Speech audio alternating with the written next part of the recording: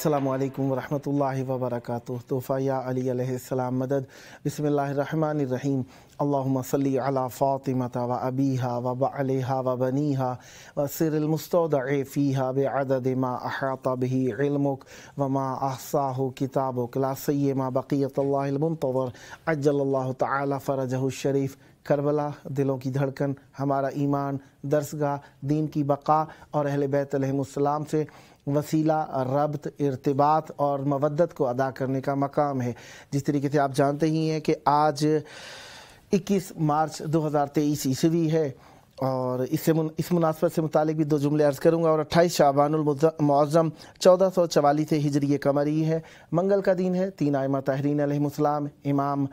अली ज़ैनुल आबिदीन अलैहिस्सलाम, इमाम मोहम्मद बाक़िर अलैहिस्सलाम और इमाम जाफ़र सादिक़ अलैहिस्सलाम का दिन रहा। आज के दिन हम इन तीन आइमा ताहरीन अलैहिस्सलाम की मेहमान नवाज़ी में रहे। हम अपने प्रोग्राम की किस्त नंबर 1119 बारगाह अक़दस अहले बैत अलैहिमुस्सलाम में हदिया करने लगे हैं और शुक्र अदा करते हैं कि अल्लाह तबारक व तआला के उसने हमें एक और दिन ज़िक्र अहले बैत अलैहिमुस्सलाम के लिए नसीब फरमाया। बात चल रही थी 21 मार्च की। 21 मार्च जो अव्वल फरवरदीन के मुताबिक ईरानी तारीख के हिसाब से हो जाती है, नौरोज़ का दिन है। नौरोज़ आलम अफरोज़। नौरोज़ का दिन हम मनाते हैं मौला अमीरुल मोमिनीन अलैहिस्सलाम की विलायत के एतबार से। ये तारीख़ों और रिवाई तौर पर ये बात साबित है कि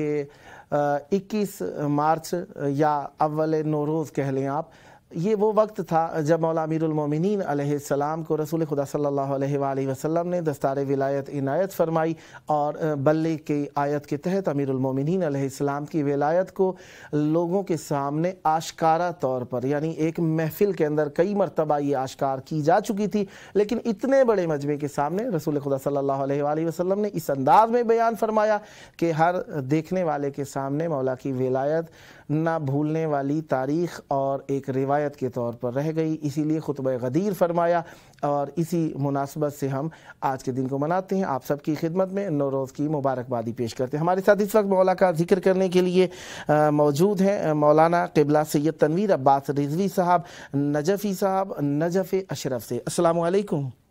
अलैकुम अस्सलाम व रहमतुल्लाह। या अली मदद क़िबला। या अली मदद। मौला आपको सलामत रखें। खुशामदीद अर्ज़ करता हूँ प्रोग्राम में मैं। बहुत शुक्रिया। मौला आपको सलामत रखे। यकीनन इल्म, आलिम, उलमा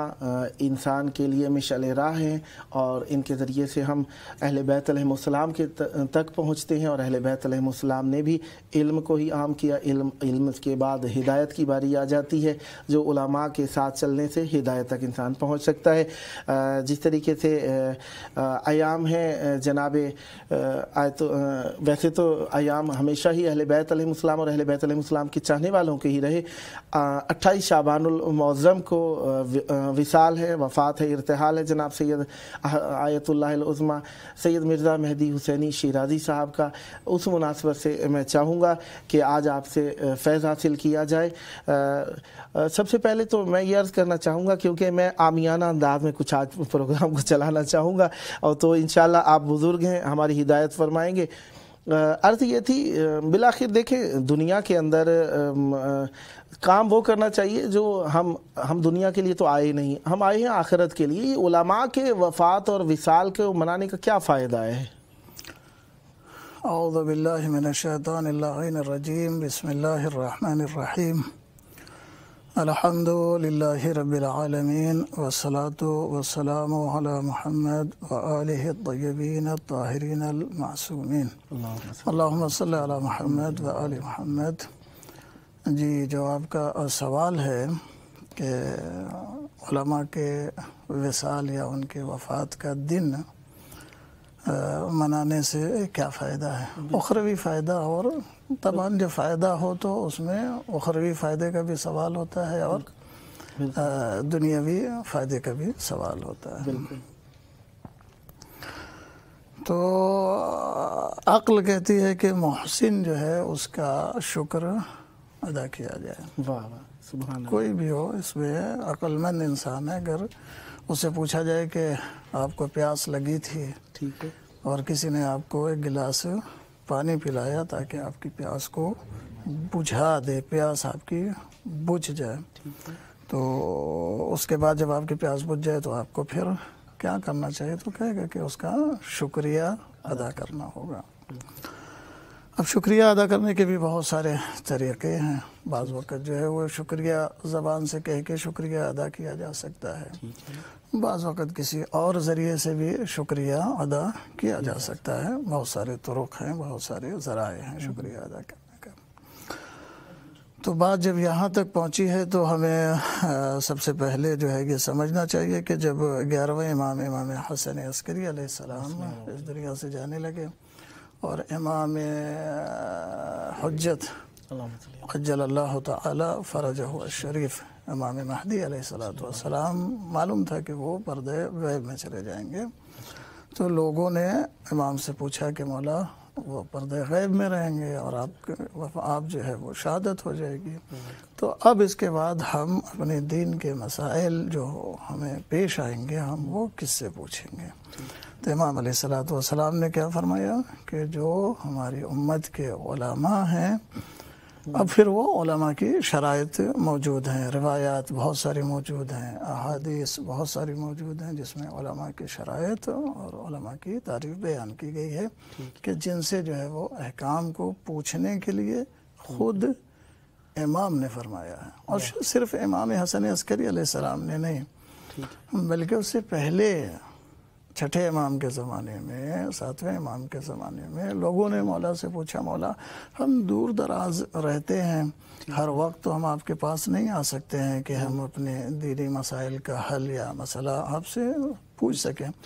تو امام نے کیا فرمایا کہ اس جگہ پر دیکھو جو اس لائق ہو کہ جو ہماری حدیث یعنی ہمارا جو اقوال ہیں، ہمارا جو کلام ہے، جو احکام ہے، اگر وہ صحیح طریقے سے تمہیں بیان کر سکتا ہے۔ بعض جگہوں پر ائمہ طاہرین نے شخص کو معین کیا، نہیں وہ موجود ہیں پھر بھی انہوں نے یہ نہیں کہا کہ نہیں تم وہاں سے میرے پاس آؤ، یہ نہیں فرمایا، وہ موجود ہیں، کہا نہیں فلاں شخص ہے، جانتے تھے امام کہ وہ عالم ہے، کہا وہ فلاں شخص ہے، اگر تمہیں کوئی مسئلہ پیش آتا ہے تو اس شخص سے دریافت کرو۔ تو یہ بات جی تو اس طرح سے اور بھی دیگر کافی جو ہیں اصحاب جنہیں ہم علماء کہہ سکتے ہیں۔ تو یہ بات واضح ہو گئی اچھی طرح سے کہ علماء سے اپنے مسائل احکام پوچھنے کے لیے ہمیں ائمہ طاہرین علیہ السلام نے کہا ہے، حکم دیا۔ اب رہی بات یہ کہ پھر اب جب یہ پوچھنے کے لیے کہا ہے ہم ان سے پوچھتے ہیں تو اب یہ کیا ہوئے، اب وہ جو علماء ہیں ان کے پاس علم ایسے ہی تو نہیں آ جاتا ہے نا، علم بغیر محنت کے نہیں آتا ہے۔ مولا امیر علیہ السلام سے روایت ہے جس کا مفہوم یہ ہے، فرماتے ہیں کہ مال جو ہے اس کے پیچھے دوڑنے کی ضرورت نہیں ہے، اس کو تقسیم کرنے والا جو ہے وہ اللہ ہے، اور جو مقسم ہے وہ تم تک پہنچا بھی دے گا۔ لیکن جو علم ہے وہ علم بغیر طلب کیے ہوئے، بغیر حاصل کیے ہوئے، بغیر جد و جہد کے، بغیر مشقت کے حاصل نہیں ہو سکتا ہے۔ اب پھر علم بھی میں چونکہ اس وقت بہت سارے ناظرین جو ہیں وہ دیکھ رہے ہوں گے، تو اب علم سے مراد یہاں پر چاہے وہ علم دین ہو یا وہ علوم ہوں کہ جس کے ذریعے سے اس ترقی یافتہ دور میں انسان ترقی کر سکتا ہے، وہ علوم ہوں، کوئی بھی علم، چاہے وہ علم دین ہو چاہے وہ دیگر علوم ہوں، کوئی بھی علم جو ہے وہ حاصل نہیں ہو سکتا ہے بغیر مشقت کے۔ نجف اشرف میں ایک بزرگ عالم دین ہے، وہ فرماتے ہیں مال ہو سکتا ہے کہ تمہیں بغیر محنت کے مل جائے۔ مثال دیتے ہیں، مثال کے طور پہ آپ کے والد صاحب بہت پیسے والے ہیں، ان کا انتقال ہو گیا، ان کا سارا مال جو ہے وراثت کے طور پہ آپ کو مل جائے گا، جتنی ان کی دولت تھی، سرمایہ تھا، سب کچھ وہ آپ کو مل گیا، آپ مالک ہو گئے۔ جب تک وہ باحیات تھے وہ مالک تھے، اب جب آپ چلے گئے تو اس کے مالک آپ ہو گئے۔ تو علم مال بغیر مشقت کے مل سکتا ہے، لیکن علم بغیر مشقت کے نہیں مل سکتا ہے۔ تو یہ علماء جو پوری رات، پوری حیات، پوری زندگی، راتوں کو سوتے نہیں ہیں، جیسا کہ یہ جن کے سلسلے سے ہم گفتگو کرنے کے لیے بیٹھے ہیں، آیت اللہ العظمی سید مہدی حسینی الشیرازی قدس سرہ، ان کے بارے میں ملتا یہ ہے کہ ان کے رات میں بیداری کر رہے تھے اور اپنا مشغول تھے علم کے حصول میں، تو کسی نے بیٹے نے پوچھا کہ تھوڑا سا آرام کر لیا کیجیے، تو فرماتے ہیں آرام کرنے کے لیے قبر میں جانا ہے نا، وہاں بہت آرام مل جائے گا، تو وہاں قبر میں جا کے آرام کر لوں گا، لیکن جب تک زندگی ہے اس وقت تک جو ہے وہ مجھے بنے۔ تو اسی لیے علماء کی جو سیرت ہے، اور یہ نجف اشرف میں ہم نے دیکھا بھی ہے کہ علماء بیان کرتے ہیں، بزرگ علماء نے کہا کہ اگر ان کی زندگی اٹھا کے دیکھیں تو پوری زندگی میں اگر ان کا حساب کیا جائے تو یہ جو مراجع ہوتے ہیں ہمارے مراجع تقلید یا علماء جو بزرگ علماء پہنچے ہیں، کہ وہ کہتے ہیں کہ ان کی زندگی میں وہ اگر حساب کیا جائے تو 24 گھنٹے میں شاید 2 گھنٹہ 2.5 گھنٹہ 3 گھنٹہ ان کو آرام یا سونے کا وقت ملتا ہے ان کی زندگی میں، ہر روز 24 گھنٹے میں، وإلا پوری زندگی ان کی جو ہے علوم دین کے حاصل کرنے میں، مسائل فقہیہ لوگوں تک پہنچانے میں، اور امت کے بارے میں اور شیعت کے بارے میں اور یتیمان آل محمد جو بھی ہیں ان کے بارے میں سوچنے میں، غور و فکر کرنے میں ساری کی ساری زندگی ان کی گزر جاتی ہے، ساری کی ساری زندگی گزر جاتی ہے۔ بعض علماء کو ہم نے دیکھا ان کو پتہ ہی نہیں ہے کہ دنیا مثلاً ایک چھوٹے سے کمرے یا چھوٹی سی جگہ اور باہر مثلاً وہ نکلتے ہی نہیں ہے کہ انسان ایک ہی جگہ پہ رہ کے، لیکن یہ علماء کی قربانی ہے کہ وہ اسی ایک کمرے میں رہ کے کتابوں کے درمیان میں کتابوں سے وہ چیزیں تلاش کر کر کے ہمیں ہمارے مسائل حلال و حرام ہمیں بتاتے ہیں کہ جس کو عام طریقے سے عام انسان اس مصروف ترین زندگی میں حاصل نہیں کر سکتا ہے۔ تو ایسے علماء اگر دنیا سے چلے جائیں تو ان کے احسان کی جزا یہی ہے کہ ہم انہیں فراموش کر دیں، اللہ اکبر، ان کے احسان کی جزا یہی ہے کہ ہم انہیں فراموش کر دیں۔ بلکہ اگر اللہ بھی کہتا ہے کہ حل جزاء الاحسان الا الاحسان، کہ جس نے تمہارے اوپر احسان کیا ہے تم بھی کیا کرو، اس کے ساتھ احسان کرو۔ تو اس کے ساتھ ہم احسان کیسے کریں؟ اس نے تو ساری زندگی ہمارے لیے وقف کر دی، سب خرچ کر دیا، اس نے ساری محنت کر کے ہم تک پہنچا دیا، جیسے یہی آیت اللہ العظمی المرجع الدینی سید مہدی حسینی الشیرازی مثلا اس طرح۔ تو اب ہمارا فریضہ کیا ہے کہ ایسی شخصیتوں کی جو محنت ہے، جو مشقت ہے، ان کی جو کتابیں ہیں، ان کی جو حیات ہے، اسے ذکر کیا جائے اور اس سے درس لیا جائے، اور قوم کو، جو قوم کے جوان ہیں، نوجوان ہیں، قوم کے لوگ ہیں، ان کو ان کو نمونہ عمل کے طور پر پیش کیا جائے کہ دیکھو انہوں نے اس طرح سے اتنی محنت کی، یہ تو اس درجے پر پہنچے ہیں۔ اور جو عظیم قومیں ہوتی ہیں وہ اپنے عظیم لوگوں کو یاد رکھتے ہیں۔ یعنی ہم ان سے، ان کی سیرت سے، ان کے کردار سے، ان کے عمل سے اپنے لیے نصیحت حاصل کرنا چاہتے ہیں، اس لیے ہمیں ان کا تذکرہ باقی رکھنا چاہیے۔ اب دوسری جہت بھی ہم لے لیتے ہیں کہ ہم جو ذکر کرتے ہیں ان کا، ہم تو چلو اپنے حصے کا فائدہ کسی نہ کسی حد تک اپنے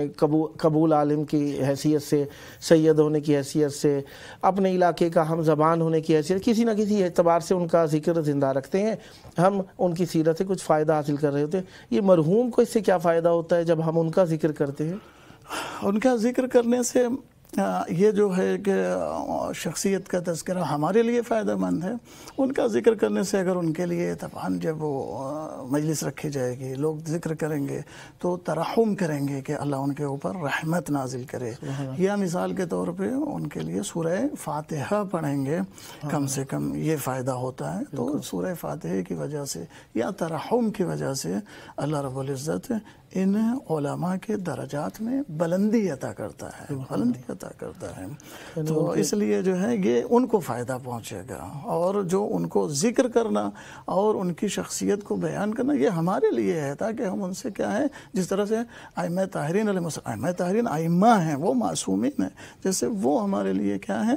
تو ان کے بعد یہ جو علماء ہیں، یہ ہم جیسے ہیں، ظاہر سی بات ہے کہ یہ کوئی، وہ تو معصوم ہیں، لیکن یہ علماء جو ہیں وہ کیا ہیں، وہ ہم ہی جیسے ہیں۔ جب یہ محنت کر کے، مشقت کر کے اتنے بڑے عالم عظیم بن سکتے ہیں، تو ہم اپنی اولادوں کے لیے، اپنے لیے، آنے والی نسلوں کے لیے یہ بات اچھی طرح سے ان کے ذہن میں راسخ کر دیں کہ علم نہ کسی کی میراث ہے، نہ علم کسی کی جائیداد ہے، علم اسی کے لیے ہے جو محنت کرے گا، جو مشقت کرے گا، جو راتوں میں جاگے گا، پڑھے گا، محنت کرے گا، اسی کو علم حاصل ہوگا، وَإِلَّا علم جو ہے کسی کو اس طرح سے حاصل نہیں ہو سکتا ہے۔ سبحان اللہ۔ ہم اپنے موضوع کی طرف آتے ہیں۔ مرحوم و مغفور آیت اللہ العظمیٰ سید مرزا مہدی حسینی شیرازی مدت علی اللہ مقامہ و نور مرکزہ الشریف سے متعلق ہم بات کرنا چاہتے تھے۔ ان کی زندگی یقیناً 50 سال سے ابو رہی۔ 30 سال کے لگ بھگ انہوں نے حوزہ علمیہ کی ریاست کا بار اپنے کاندھوں پر برداشت کیا۔ کافی سارے تلامید ان سے فیضیاب ہوئے۔ ان کی اس زندگی کے اندر اگر ہم کچھ اپنے لیے حاصل کرنا چاہیں تو کتنے نکات ہم ان سے اخذ کر سکتے ہیں جو ہمارے لیے بینیفٹ فائدہ مند ہوں؟ جی بہت اچھا سوال ہے۔ اب تو جیسا کہ پوری زندگی، اب چونکہ ساری زندگی کے ایک ایک نکات اور سارے اہم پہلو اور ایک ایک اس پہ جو ہے وہ تبصرہ اور خصوصاً وہ ساری چیزیں جو ہیں وہ شاید دستیاب بھی نہ ہوں۔ تو اگر ہم عام طور سے دیکھیں تو جو ان کی مختصر سی حیات جو ملتی ہے اس میں ان کے کچھ اہم پہلو ملتے ہیں۔ اس اہم پہلو میں یہ ہے کہ انہوں نے درس کے لیے یعنی حصول علم کے لیے اپنا وطن چھوڑا، چونکہ وہ کربلا معلیٰ میں ان کی ولادت ہوئی ہے اصل میں، اور کربلا معلیٰ میں بھی خیمہ گاہ اور حرم امام حسین علیہ السلام کے درمیان میں ان کا گھر تھا، اس جگہ پر ان کی ولادت ہوئی تھی، اور یہاں پر وہ اس عظیم مقام پر ولادت ہوئی، اور یہاں وہ انہوں نے کچھ عمر عرصہ گزارا بچپنے کا، پھر حصول علم کے لیے یہاں سے سامرا گئے۔ اللہ، یعنی اس عظیم مقام سے سامرا گئے، چونکہ وہاں پر اس وقت علم حاصل کرنا محمد تقی الشیرازی آیت اللہ العظمیٰ محمد تقی الشیرازی وہاں پر موجود تھے،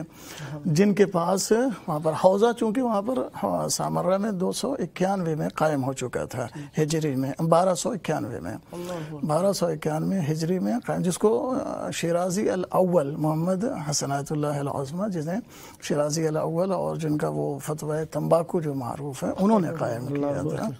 اس کے بعد جو ہے جب ان کی وفات ہو گئی ہے 1212 میں تقریباً ان کی وفات ہو گئی، تو اس حوزے کی باغ ڈور جو سنبھالا ہے وہ محمد تقی شیرازی آیت اللہ العظمیٰ انہوں نے سنبھالا ہے۔ تو ان کا جو زمانہ تھا تو وہاں پر انہوں نے کچھ طلباء کو اکٹھا کیا اور وہیں پہ درس و تدریس کرتے تھے۔ تو سید مرزا سید مہدی حسینی شیرازی یہ بھی وہاں پر پہنچے حصول علم کے لیے، اور وہاں پہ پڑھتے رہے، لیکن بعد میں محمد تقی شیرازی انہوں نے کہا کہ آپ کاظمین چلے جائیں، اور وہ کاظمین آئے۔ کاظمین میں پھر دیکھا کہ وہ جس حساب سے ان کو علم چاہیے تھا اس وقت ان کو درکار نہیں ہو سکا، تو پھر کربلا آئے۔ کربلا میں بھی جب ان کو نہیں ملا تو کربلا سے نجف اشرف چلے گئے، اور نجف اشرف میں انہوں نے 20 سال علماء سے جو اس وقت کے جید علماء، اور وہ بڑے اچھے علماء اس وقت کبار علماء نجف اشرف میں ہوا کرتے تھے، ان سے انہوں نے علم دین حاصل کیا۔ تو دیکھیں ان سے ایک تو یہی ہمیں درس ملتا ہے کہ انہوں نے حصول علم کے لیے مشقت اٹھائی، کربلا سے سامرا، سامرا سے کاظمین، کاظمین سے کربلا، کربلا سے پھر جو ہے وہ نجف اشرف تک تشریف لے گئے صرف حصول علم کے لیے، جبکہ وہ زمانہ جس زمانے میں دوسری قومیں جو ہیں وہ ان کو علم کی وہ اہمیت نہیں تھی، یہ ہمارے علماء پہلے زمانے سے ان کے پاس علم کی یہ قدر تھی۔ آج جو ہماری جیل ہے، ہماری نسل ہے، انہیں یہ چاہیے کہ ایسے علماء سے درس لیں کہ جس وقت لوگ علم سے اصلاً جو ہے وہ دور تھے، اس وقت ہمارے علماء علم کے حصول میں اتنی جد و جہد کرتے تھے۔ آج ہم کیوں نہ علم کے حصول میں، چاہے وہ علم دین ہو چاہے وہ علم دنیاوی ہو، دونوں میں کیوں نہ اتنی جد و جہد کریں، اتنی مشقت کریں، اس لیے کہ آج ضرورت بھی ہے اور قوم کے لیے بہت سخت ضرورت ہے۔ علماء سے درس لے کر ہمیں چاہیے، ہماری قوم کے جو جوان ہیں، نوجوان ہیں، انہیں چاہیے کہ علم کے حصول میں خود کو، جب تک ایک مختصر زندگی جو حصول کا وقت ہے اس میں چاہیے کہ خود کو علم کے حصول کے لیے کہ من طلب العلا سحر الليالي اس پہ عمل کریں، کہ اگر وہ چاہتے ہیں کہ آگے زندگی میں کچھ بلند ہو سکیں، کچھ بڑے ہو سکیں، تو انہیں چاہیے کہ وہ رات کی بیداری کریں، تب جا کے ان کو کچھ مل سکے گا، علم ہو سکے گا، تاکہ آگے جو ہے وہ کچھ بن سکے۔ آیت اللہ العظمیٰ مرحوم و مغفور سید مرزا مہدی حسینی شیرازی اعلی اللہ مقامہ نے تمباکو سے متعلقہ جو فتویٰ صادر فرمایا، اس کے اثرات اس وقت تو تھے، ان کا اثر آج کے دور میں کیا ہے جو ہم ان کے اس ایک تمباکو والے فتوے کو اتنا یاد کرتے ہیں؟ جی، وہ جو ان کے جو بزرگ تھے سید مرزا مہدی حسینی شیرازی، جن کی آج وفات ہے 28 شعبان کو تھی، ان کے بزرگ وہ تھے اسی خاندان سے، جو محمد حسن آیت اللہ العظمہ محمد حسن شیرازی، جن کو مجدد الاول کہا جاتا ہے، ان کا جو فتویٰ تمباکو والا تھا، وہ ظاہر سی بات ہے اس وقت اس نے جو ہے برطانیہ کی چولہے ہلا کر رکھ دی تھی۔ ایران میں جو ہے وہ کیا کہتے ہیں، برطانیہ کو اس نے اسی ایک فتوے نے ہلا کر رکھ دیا تھا، اس نے ختم کر دیا تھا برطانیہ کے سارے جو ہے وہ پلان کو، سارے اس کے جو مخططات سے سب کو ختم کر دیا تھا ان کے ایک فتوے نے۔ اس کے بعد دوسرا فتویٰ، اس وقت جب فتویٰ دیا گیا تھا تو یہ جن کا ذکر آج ہم کر رہے ہیں، اس وقت ان کی عمر زیادہ نہیں تھی، مرزا مہدی شیرازی جو ہے حسین، ان کی عمر زیادہ نہیں تھی۔ لیکن دوسرا فتویٰ ایک آیا تھا جو تقی محمد تقی شیرازی، آیت اللہ العظمہ محمد تقی شیرازی، جو انہوں نے دیا تھا فتویٰ، وہ فتویٰ بھی کون سا تھا؟ اس زمانے میں برطانیہ نے یہ کہا تھا کہ عراق میں انتخاب ہونا چاہیے اور انتخاب میں ہمارا ایک بندہ ہوگا، اچھا ہمارا ایک بندہ ہوگا، برطانیہ کا ایک بندہ ہوگا، لہٰذا جو ہے اس کو بھی انتخاب میں شامل کیا جائے۔ اس وقت انہوں نے فتویٰ دیا کہ یہ ہرگز نہیں ہو سکتا کہ مسلمان ملک میں کوئی غیر مسلمان جو ہے وہ کیا ہے انتخاب لڑے اور پھر وہ حاکم بنے، اور اس وقت انہوں نے محمد تقی شیرازی قدس سرہ کا پورا ساتھ دیا تھا اور ان کی مدد کی تھی اس فتوے کے، ان کے ساتھ رہے ہیں، ہر میدان میں رہے ہیں۔ پھر اس کے بعد جو ہے پھر ایک اور فتویٰ آیا اسی طرح سے، وہ فتویٰ آیا جب آیت اللہ العظمہ محسن الحکیم قدس سرہ کا زمانہ تھا، اور یہ آیت اللہ العظمہ سید مہدی حسینی شیرازی، یہ ان کا دور تھا۔ تو اس دور میں اس عراق میں کمیونزم جو ہے وہ بہت زیادہ پھیل رہی تھی، بہت زیادہ پھیل رہی تھی، تو اس میں انہوں نے بھی نجف اشرف سے فتویٰ دیا اس کے بارے میں اور کوشش کی، اور ہمارے جو یہ آیت اللہ العظمہ یہ ہیں، انہوں نے بھی جو ہے وہ فتویٰ دیا، اور صرف فتویٰ نہیں دیا بلکہ یہ عراق کے عشائر کہ یہاں ایک کے یہاں گئے اشاعر کے، اور اشاعر کے پاس جا کر ان کو قانع کیا کہ یہ چیز جو ہے وہ درست نہیں ہے، جس کا نتیجہ یہ ہوا کہ یہ بلا، یہ مصیبت جو کمیونزم کے نام پر عراق کے اندر پھیلائی جا رہی تھی، جس کا مقصد تھا کہ لوگوں کو عقیدے سے دور کیا جائے، لوگوں کو دین سے دور کیا جائے، اس مقصد سے برطانوی نظام اور یہ استعمار اور طاغوت کو انہوں نے ناکام فرمایا، سرنگوں فرمایا۔ یہ اپنی حکمت عملی کے ذریعے کہا ہو ہی نہیں سکتا، اس لیے کمیونزم کا مطلب یہ کہ اللہ کے وجود کا قائل نہیں ہے۔ جب اللہ کے وجود کا قائل ہی نہیں ہے تو نہ اس کی نماز صحیح ہے، نہ اس کا روزہ صحیح ہے، کیونکہ نماز اس وقت صحیح ہوگی جب تم اللہ کو مانو گے، تب تو تمہاری نماز صحیح ہوگی۔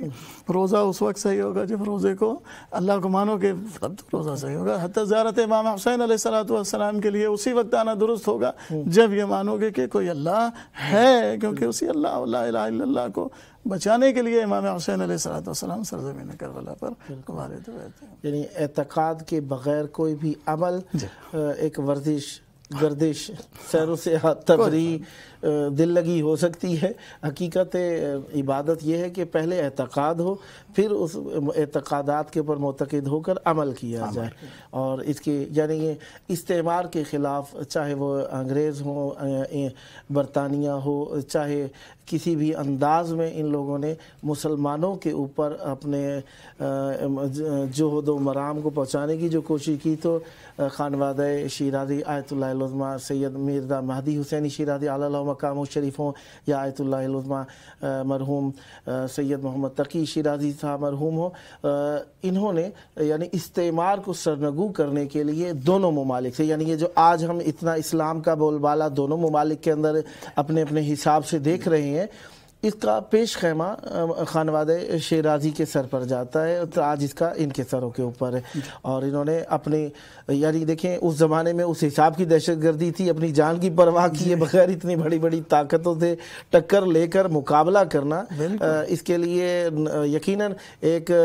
قوت ارادی، قوت ایمانی، جب تک وہ ایمان کی وہ طاقت نہیں ہوگی اس وقت تک اتنی بڑی طاقت کے سامنے کون ہے جو اٹھ سکے گا؟ اتنی بڑی قوتوں کے سامنے ان کا مقابلہ کرنا اور ان کے سامنے ڈٹ جانا، خوف نہ کرنا، جیل کی، بائیکاٹ کی، کسی بھی طریقے کا خوف نہ کرنا، گولیوں کا خوف نہ کرنا، کسی چیز کا خوف نہ کرنا، یہ ہم نے اپنے علماء میں دیکھا ہے، یہ علماء میں ہم نے اپنے دیکھا ہے۔ صرف بہت ساری تاریخ اسلام میں ائمہ طاہرین کے بعد اگر ہم علماء پر نظر کریں تو ہمیں ایسے بہت سے علماء جنہیں شہر بدر کیا گیا، ان کے گھروں سے نکالا گیا، ان کے جسموں میں کیلیں ٹھوکی گئیں، ان کے ہاتھ پیر کاٹے گئے، ان کے ساتھ کیسی کیسی اذیتیں کی گئیں، لیکن انہوں نے وہ جو حقیقی دین ولایت امیر المؤمنین علی ابن ابی طالب علیہ السلام کے ساتھ تھا، وہ انہوں نے ہم تک پہنچایا، اور الحمدللہ اس وقت وہ اتنا مضبوط ہو گیا ہے کہ اب کسی استعمار کے ہلانے سے یا اسے کرنے سے انشاءاللہ کوئی نقصان ہونے والا نہیں ہے۔ پروگرام کا آخری ٹائم ہے، آخری وقت کے اندر یقیناً میں ایک جملہ ہمیشہ پروگرام میں کہا کرتا ہوں، آخری وقت میں انسان کو اپنے پیارے یاد آتے ہیں، چاہے وہ دیکھیں جس طریقے سے مختلف مراحل دیکھیں، اسکول جانے لگتا ہے بچہ، گھر سے نکلتے ہوئے اسے اپنے پیارے پیارے زیادہ رونا دھونا شروع کر دیتا ہے، کچھ کم ہی بچے ہوتے ہیں جو خوش خوش جاتے ہیں، اور اسی طریقے سے جس طریقے سے پڑھنے کے لیے آپ یقین جانیے ہم آپ باہر آئے، غیر ممالک میں آئے، گو کہ اہل بیت علیہ السلام کی شہر ہمارے اپنے شہر ہیں، اس میں ملک و حدود کی قید و بند نہیں ہے، ہم یہاں پر آئے تو ہمیں وہاں سے نکلتے ہوئے کچھ نہ کچھ اپنے ماں باپ، بزرگوں کی قبور، دوست، عزیز یاد آئے۔ نبی اکرم مکے سے نکل رہے تھے تو مکے کی یاد آ رہی ہے۔ ہاں بالکل، آخری وقت میں انسان کو اپنے پیارے یاد آیا کرتے ہیں، اسی طریقے دلہن جب رخصت ہو رہی ہوتی ہے اسے بھی اپنے بہن بھائی، اپنا میکا یاد آیا کرتا ہے، انسان جب وفات پاتا ہے اس وقت اسے اپنا گھر پیارا لگنے لگتا ہے۔ آخری وقت پروگرام کا پتہ نہیں اگلا لمحہ کس نے دیکھا، کس کو نصیب ہوگا، ہر لمحہ آخری لمحہ ہے، ذکر اہل بیت علیہ السلام میں بسر ہو جائے، وہی عبادت اور اہل بیت علیہ السلام کی شفاعت اور توسل ہی ہمارے لیے مشعل راہ ہے، ورنہ جو مرضی آئے کرنے کہیں نہ کہیں کچھ نہ کچھ شک و شبہ رہ ہی جاتا ہے۔ پروگرام کا آخری وقت ہے، آپ کا میں بہت بہت شکریہ ادا کروں گا کہ آپ نے مرحمت فرمائی، اپنے پر نور بیانات سے مومنین کے قلوب و روح کو انشاءاللہ منور فرمایا، اور کربلا کے توسل سے دعا کروں گا خداوند متعال ہم سب کی عاقبت بالخیر فرمائے۔ پروگرام کا آخری ٹائم میں دعا گوں، یہ علم، معرفت، مودت اہل بیت علیہ السلام آپ کی اور ہماری نسلوں میں جاری و ساری رہے، اور ہمیشہ اہل بیت علیہ السلام اپنے دامان رحمت میں ہمیں جگہ عنایت فرمائے رکھیں۔ پروگرام کا آخری ٹائم ہے، اسی مناسبت سے آخری وقت کے اندر میں اپنے وقت کے پیارے امام کو یاد کرتا ہوں، جن کے سبب سے ہم رزق کھا رہے ہیں، زندگی ہے، سانس لے رہے ہیں، آئے مل کر ان کے ظہور کی دعا کریں۔ اللہم عجل ولیک الفرج۔